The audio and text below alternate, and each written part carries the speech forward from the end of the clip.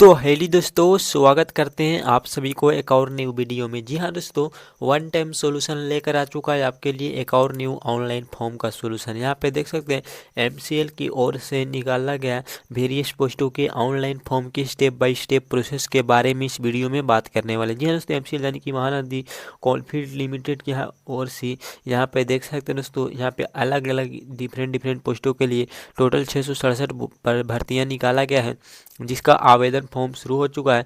तो अगर आप भी आवेदन फॉर्म भरना चाहते हैं, एलिजिबिलिटी क्राइटेरिया को फुलफिल करते हैं, तो आपको इस वीडियो को लगातार शुरू से लेकर अंत तक देखना होगा।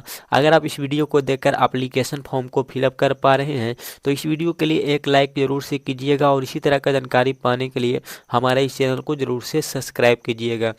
तो एप्लीकेशन फॉर्म फिल करने के लिए आपको एमसीएल का ऑफिशियल वेबसाइट पर आना होगा।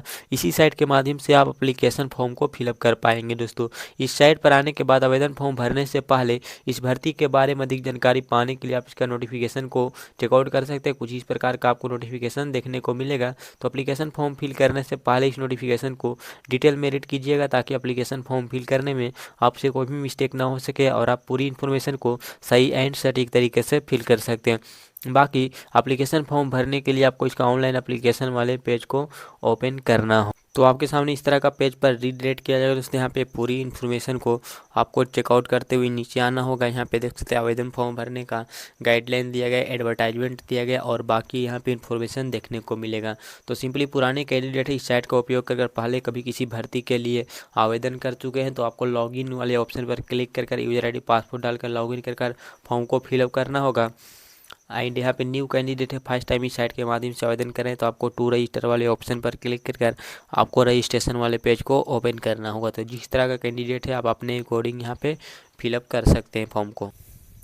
तो रजिस्टर वाले ऑप्शन पर क्लिक कीजिए, आपके सामने इसका रजिस्ट्रेशन का पेज ओपन हो जाएगा। सबसे पहले पोस्ट का डिटेल सेलेक्ट करेंगे, आप कौन सी पोस्ट के लिए आवेदन फॉर्म भरना चाहते हैं। तो डिफरेंट पोस्टों के लिए भर्ती निकाला गया दोस्तों। आप अपने एजुकेशन क्वालिफिकेशन के अकॉर्डिंग जिस भी पोस्ट के लिए एलिजिबल है आवेदन फॉर्म भरना चाहते हैं सेलेक्ट कीजिए। पोस्ट का कोड आएगा, अप्लीकेंट का नेम डॉक्यूमेंट के अकॉर्डिंग कैपिटल लेटर में आपको फिलअप करना होगा।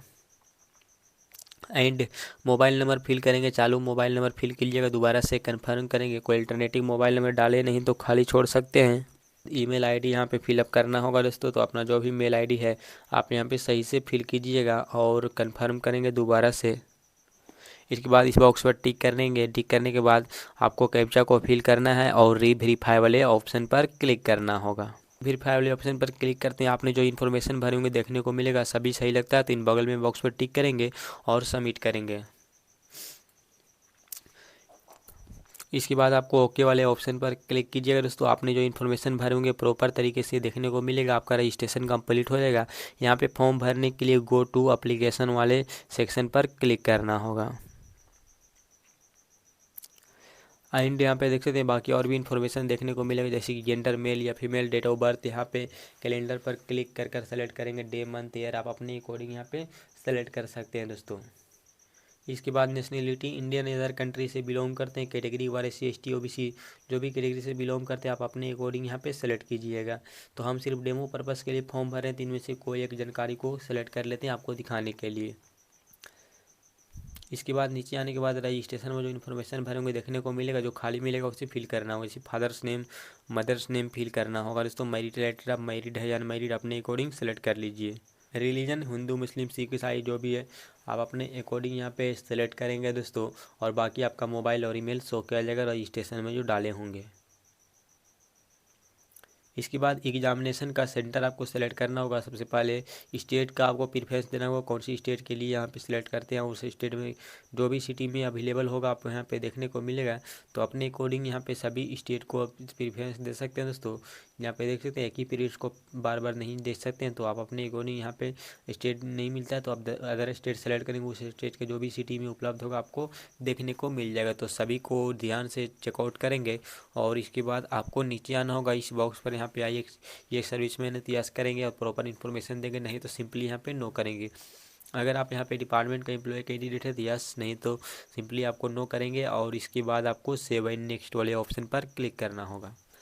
एंड आपके सामने एड्रेस का इन्फॉर्मेशन मांगा जा रहा है, तो यहाँ पे फुल एड्रेस का इन्फॉर्मेशन फिल करेंगे विलेज या सिटी के अकॉर्डिंग जहाँ से बिलोंग करते हैं। आप लाइन 1 लाइन 2 को मिलाकर प्रॉपर तरीके से एड्रेस का इन्फॉर्मेशन फिल करना होगा। कंट्री सेलेक्ट कीजिएगा, इसके बाद स्टेट यहाँ पे सेलेक्ट करने के लिए बोला जा रहा है। एंड आपको डिस्ट्रिक्ट का नेम यहाँ पे सेलेक्ट कीजिएगा। अपने एरिया का आपको पिन कोड लिखना होगा।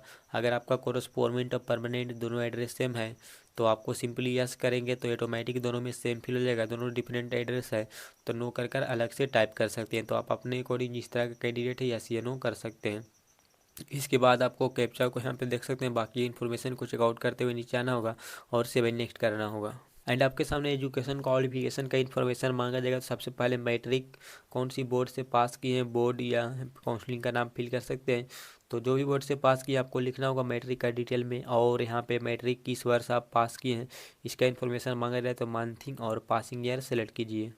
इसके बाद आपको सर्टिफिकेट नंबर मैट्रिक का पर जो सर्टिफिकेट नंबर उसे डालेंगे और यहाँ पे सर्टिफिकेट इशू डेट यहाँ पे मैट्रिक का सर्टिफिकेट पर देखने को मिलेगा, आप यहाँ पे सेलेक्ट कर लीजिए। इंस्टीट्यूट का नाम मैट्रिक कौन सी इंस्टीट्यूट से पास किए और कौन सी सब्जेक्ट से, तो एक एक करके कॉमा देकर सभी सब्जेक्ट का नाम लिख सकते हैं या ऑल जनरल सब्जेक्ट आप लिख सकते हैं दोस्तों। इनके बदले तो आप जिस तरह से लिखना चाहते हैं आप यहाँ पे लिख दीजिएगा। और इसके बाद मार्क किस टाइप में, परसेंटेज, ग्रेड, CGPA सेलेक्ट कीजिए। एंड यहाँ पे परसेंटेज सेलेक्ट करते हैं तो आपको ऑब्टेंड मार्क फिल करना होगा, टोटल मार्क फिल करना होगा दोस्तों। अगर ग्रेड या CGPA सेलेक्ट करते हैं तो उसके अकॉर्डिंग फिल कीजिएगा और परसेंटेज ऑटोमेटिक आ जाएगा।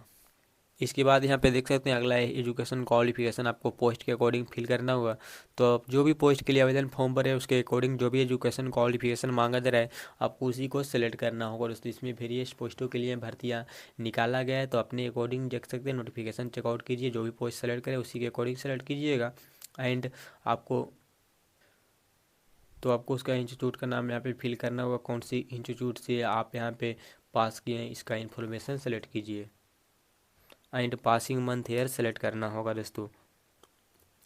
और यहाँ पे सर्टिफिकेट नंबर फिल करेंगे और सर्टिफिकेट कब इशू हुआ इसका डेट यहाँ पे फिल करना होगा, तो मंथ ईयर यहाँ पे भी आप सेलेक्ट कर दीजिए।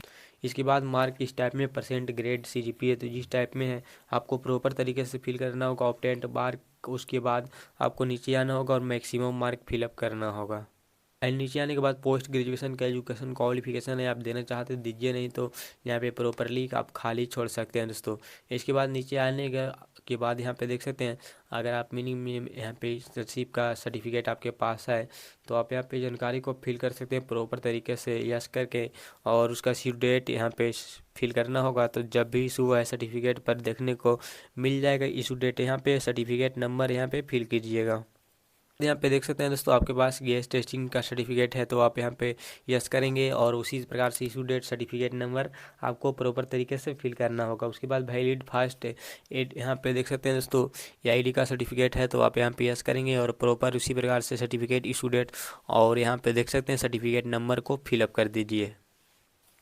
नीचे आने के बाद वर्क एक्सपीरियंस आपके पास है तो यस करेंगे और प्रॉपर इन्फॉर्मेशन फिल करेंगे दोस्तों। यहाँ पे वर्किंग एक्सपीरियंस है या जिस तरह का एक्सपीरियंस है गवर्नमेंट, सेमी गवर्नमेंट, यहाँ पे आपको प्रॉपर फिल करना होगा। नहीं है तो सिंपली आप यहाँ पे नो कर सकते हैं दोस्तों और आगे फॉर्म को भर सकते हैं। यस करते हैं तो आपको इन्फॉर्मेशन प्रॉपर तरीके से फिल करना होगा। उसके बाद आपको नेक्स्ट करना होगा। नेक्स्ट वाले ऑप्शन पर क्लिक करने के बाद फ़ोटो, सिग्नेचर और बाकी डॉक्यूमेंट को अपलोड करने के लिए बोला जा रहा है। तो यहाँ पे फ़ोटो का देख सकते हैं जो यहाँ पे सिंबल बना हुआ है लास्ट में, इस पर कर्सर रखिएगा तो साइज वगैरह यहाँ पे देखने को मिलेगा। फ़ोटो और बाकी डॉक्यूमेंट का फ़ोटो, सिग्नेचर, मैट्रिक का सर्टिफिकेट, एजुकेशन क्वालिफिकेशन का मार्कशीट एंड सर्टिफिकेट, उसके बाद SC ST OBC बिलोंग करते हैं तो कास्ट कैटेगरी सर्टिफिकेट अपलोड करना होगा। तो जो भी इन्फॉर्मेशन फॉर्म भरने में प्रयोग किया उसका रिलेटेड सर्टिफिकेट को अपलोड करना होगा दोस्तों। यहाँ पे देख सकते हैं प्रॉपर सभी सर्टिफिकेट को आपको अपलोड करना होगा। तो फोटो और सिग्नेचर को JPG फॉर्मेट और बाकी जो डॉक्यूमेंट मांगा जा रहा है उसको PDF फॉर्मेट में अपलोड करना होगा दोस्तों। तो यहाँ पे क्लिक है ऑप्शन पर क्लिक कीजिए। फोटो का साइज 50 से 80 KB के बीच होनी चाहिए। JPG फॉर्मेट में लेटेस्ट कलरफुल प्लेन बैकग्राउंड वाला पासपोर्ट साइज फ़ोटो यहाँ पे अपलोड करना होगा दोस्तों। तो सेम साइज में आपको अपलोड करना होगा और यहाँ पे देख सकते हैं साइज के अकॉर्डिंग फोटो रहेगा तो अपलोड हो जाएगा। उसके बाद क्लोज कीजिए। यहाँ पे व्यू वाले ऑप्शन पर क्लिक कर फोटो को देख सकते हैं। इसके बाद सिग्नेचर और बाकी डॉक्यूमेंट को इसी तरह से अपलोड कर दीजिएगा दोस्तों। सभी इन्फॉर्मेशन को यहाँ पे अपलोड कीजिएगा। एंड यहाँ पे सभी डॉक्यूमेंट को अपलोड करने के बाद आपको नीचे आना होगा। आपके कैटेगरी के ऊपर जितना भी एप्लीकेशन फ़ी लगेगा देखने को मिलेगा। डिक्लेरेशन को आपको टिक करना होगा दोस्तों, सभी को यहाँ पे एक एक कर टिक कर दीजिए। और टिक करने के बाद कैप्चा को फिल कर आपको प्रीव्यू वाले ऑप्शन पर क्लिक कीजिएगा। जैसे ही प्रीव्यू वाले ऑप्शन पर क्लिक करेंगे तो शुरू से अंत तक जो भी जानकारी भरे ध्यान से चेकआउट कीजिए। कुछ भी गलत लगता है तो बैग जाकर एडिट कर सकते हैं। लगता है सभी जानकारी सही है तो सबमिट वाले ऑप्शन पर क्लिक करते हैं। आपका फॉर्म सक्सेसफुली फाइनली सबमिट हो जाएगा दोस्तों। अगर आपके कैटेगरी के ऊपर एप्लीकेशन फ़ी लगता है तो यहाँ पे सबमिट वाले बटन पर क्लिक करते हैं। आपके सामने एप्लीकेशन फ़ी का गेटवे खुल जाएगा, जिसमें debit card, credit card, net banking, UPI, QR code का ऑप्शन देखने को मिलेगा। तो आप इनमें से जो भी ऑप्शन का उपयोग कर एप्लीकेशन फ़ी जमा करना चाहते हैं आप कर सकते हैं। एप्लीकेशन फ़ी सक्सेसफुल होते हैं आपके सामने फॉर्म का फाइनल प्रिंट आउट निकालने के लिए आ जाएगा। एप्लीकेशन फ़ी नहीं लगता है तो सबमिट करते हैं, आपके सामने फॉर्म सबमिट हो जाएगा। ऊपर में प्रिंट का ऑप्शन दिख रहा है, इस पर क्लिक कर आप एप्लीकेशन फॉर्म का प्रिंट आउट निकाल सकते हैं। तो इस प्रकार से आप स्टेप बाय स्टेप फॉर्म को फिलअप कर सकते हैं। तो उम्मीद करते हैं आप इस वीडियो को देखकर आसानी से एप्लीकेशन फॉर्म को फिलअप कर पा रहे होंगे। कर पा रहे हैं तो इस वीडियो के लिए एक लाइक का बटन जरूर से दबाना बनता है। और इसी तरह का जानकारी पाने के लिए हमारे इस चैनल को जरूर से सब्सक्राइब कीजिएगा। अगर कोई भी डाउट होता है फॉर्म भरते वक्त, किसी भी प्रॉब्लम का सामना करना पड़ता है तो नीचे कॉमेंट बॉक्स खुला हुआ है, बेझिझक कॉमेंट कर पूछ सकते हैं। हम जवाब देने का पूरी प्रयास करेंगे। तब मिलते हैं एक अगली वीडियो में एक नई जॉब के फॉर्म की इन्फॉर्मेशन के साथ।